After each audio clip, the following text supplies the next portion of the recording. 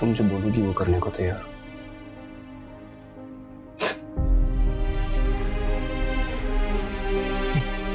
साथ कर दो मुझे।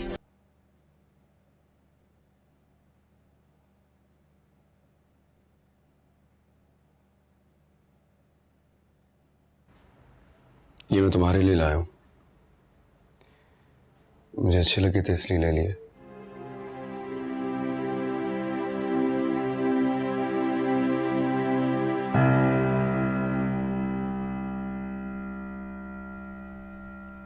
मेरे इश्क के साथ तुम्हारा ये सलूक मेरे दिल को जला देता है।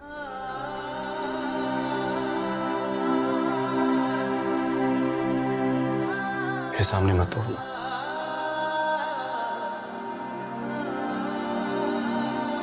अगर तुम इसे पहन लोगी तो मुझे खुशी होगी।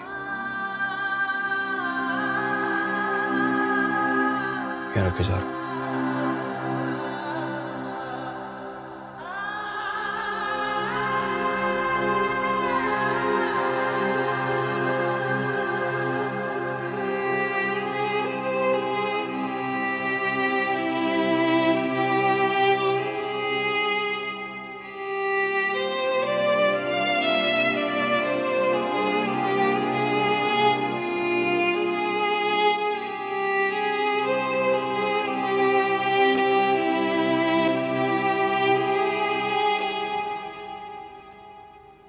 मम्मा आप अंदर आने का नहीं कहोगे?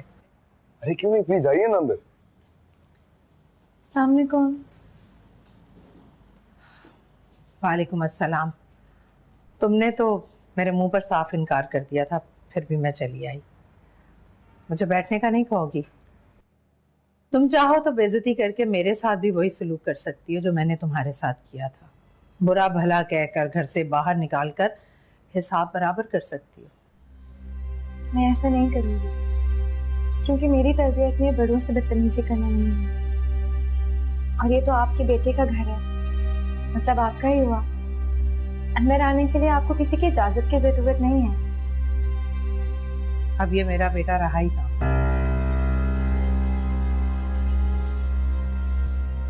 न जाने किस दिल से आप ये बात कह रही हैं।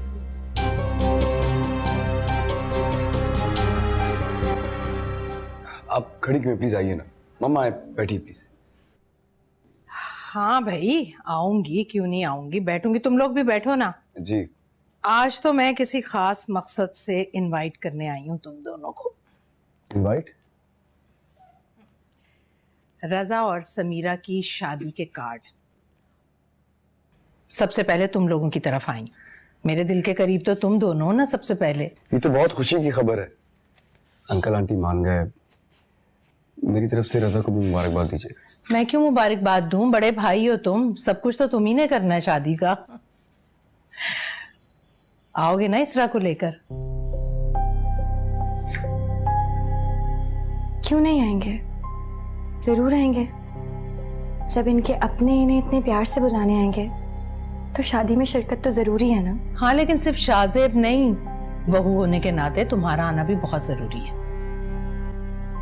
मैं नहीं आऊंगी, शाहजेब आ जाएंगे। चाहे तो आप इन्हें अभी अपने साथ ही ले जाएं। जाहिर है शादी का घर है, 100 काम होते हैं। फिर इनके छोटे भाई की शादी है ना।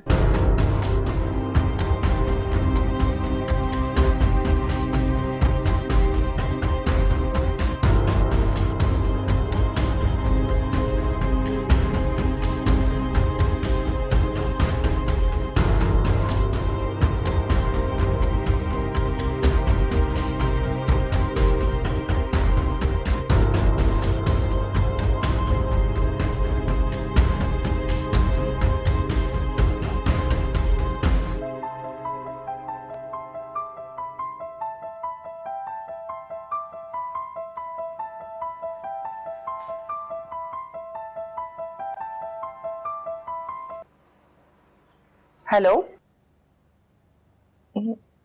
मामा, कौन?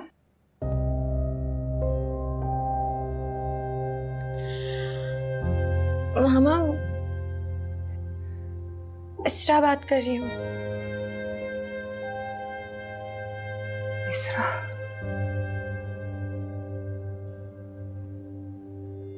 आपने मेरा फोन नंबर भी डिलीट कर दिया। जिस बेटी ने बाप का जनाजा निकाल दिया है, हम उसका नंबर भी नहीं निकाल सकते। मैंने कुछ नहीं किया, प्लीज मेरा यकीन करें मामा, मैं बिल्कुल भी कसूर हूँ। वक्कार का इंतकाल हो गया है। हमाद तुम्हारे खून का प्यासा बना घूम रहा है। उसने अपनी जिंदगी दांव पे लगा दी है। तुम्हारी इसी मोहब्बत की वजह से हमारी हंसती बसती जिंदगी खत्म हो गई। अब क्यों फोन किया है तुमने? इसरा, तुम्हारे बाप के मरने के साथ साथ तुम भी मर गई हो हमारे लिए। और हाँ, जो दाग लगा के तुम गई हो ना, जो मुंह काला किया है ना तुमने जिस मोहब्बत के पीछे, अब जाओ उसी मोहब्बत के साथ रहना सीख लो। मर चुकी हो तुम हमारे लिए। प्लीज इस तरह मत कहें, मैं आप लोगों से अलग रह के कैसे रहूंगी। प्लीज इस तरह मत कहें, मुझे खुद से अलग मत करें। प्लीज मामा, मुझे खुद से अलग मत करें मामा, प्लीज। कोई रिश्ता नहीं हमारा तुमसे। तुमने मेरी जिंदगी पे वो दाग लगाया इसरा कि मैं दुनिया की आंखों में आंखें डालकर चल नहीं पा रही हूं। क्यों फोन किया है तुमने? बस बहुत हो गया। तुम मर चुकी हो हमारे लिए और आइंदा फोन मत करना मुझे।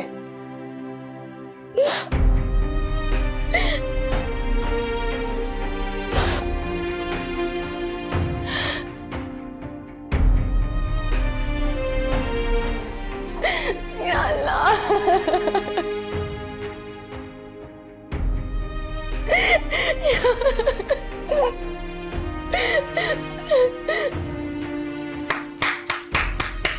क्या बात है आपकी? यहाँ आपका बेटा आपकी बेटी की जान लेने पे तुले कि किसी तरह से इरसा उसे मिल जाए, वो उसके खून से अपने हाथ धोए और खुद जेल चला जाए, और आप उसे बातें करने में मसरूफ हैं। मैं बातें नहीं कर रही थी, मैं तो बस इतना कही थी कि हमें आइंदा फोन मत करना। रास्ते में क्यों है आप उसके साथ? क्या कह रही हो नैना? आपकी चहेती बेटी है ना, दूर नहीं रह सकती आप उससे। लेकिन एक बात मैं आपको याद दिला दूं, आपकी 2 औलादें हैं। हमाद आप ही का खून है, इरसा को मारने पे तुले और आप उसी बेटी के आंसू पोंछने में मसरूफ हैं। ये क्या कह रही हो तुम? ऐसा कुछ भी नहीं है। जो कुछ भी है आप हमाद से बात कीजिएगा, मुझे कुछ नहीं सुनना अब। नैना, और अगर हमाद को कुछ हुआ ना, किसी को नहीं बख्शूंगी मैं। नैना, कुछ नहीं सुनना मुझे। मैंने यहाँ पे ना दिन रात एक की हो, ये दुआएं मांग रही हूँ कि किसी तरह से इसरा और हमाद का आमना सामना ना हो। और आप यहाँ पे अपनी बेटी से बातें कर रही हैं। आप खुद दुश्मन है अपने बेटे की। नैना, जैसा तुम सोच रही हो ऐसा कुछ नहीं है। ऐसी ही बात है, बिल्कुल ऐसा ही है। जिस लड़की का इस घर में नाम नहीं लेना चाहिए, आप उसी से बातें कर रही हैं, वो भी छुप छुप के। आने दें हमाद को, मैं बताती हूँ उससे।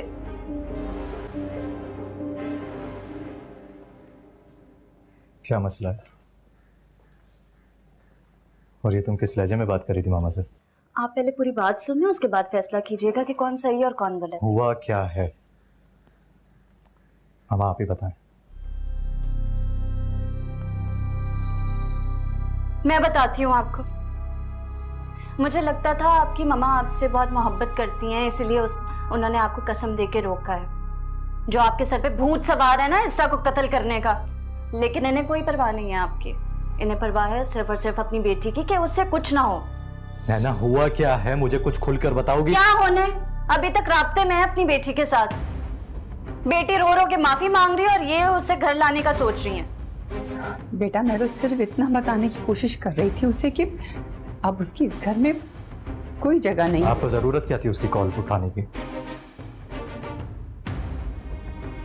मेरे समझ नहीं आ रहा कि आपके वादे की वजह से मैं चुप जरूर हूं, लेकिन भूला कुछ नहीं हूं।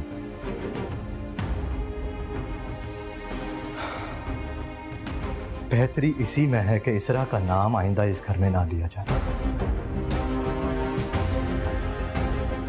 बिल्कुल ठीक कह रहे हैं हमाद। अगर इसरा को इतनी परवाह होती तो वो आपको कॉल ना करती, हमाद को फोन करती माफी मांगने के लिए। अंकल के बाद अगर इस घर में उसे कोई अजीज रखते थे तो वो हमाद थे। लेकिन वो क्यों मांगेगी माफी? क्योंकि उसने जो हरकत की है उसकी नजर में तो वो गलत ही नहीं है। बस!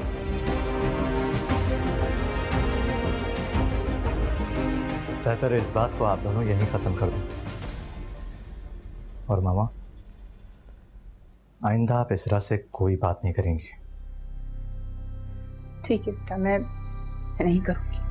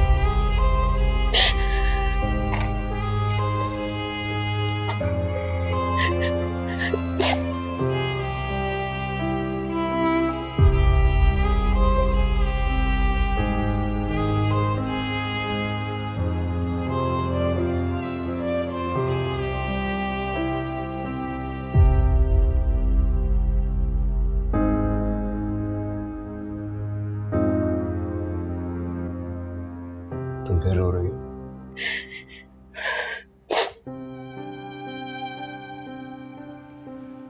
सब कुछ तुम्हारी मर्जी के मुताबिक तो हो रहा है।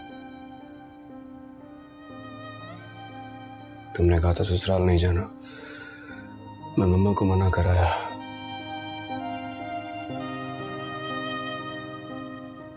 तुम समझती क्यों नहीं हो? तुम्हारे आंसू मुझे अजियत देते हैं।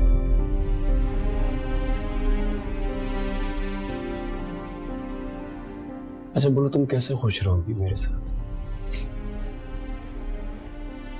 तुम जो बोलोगी वो करने को तैयार हो।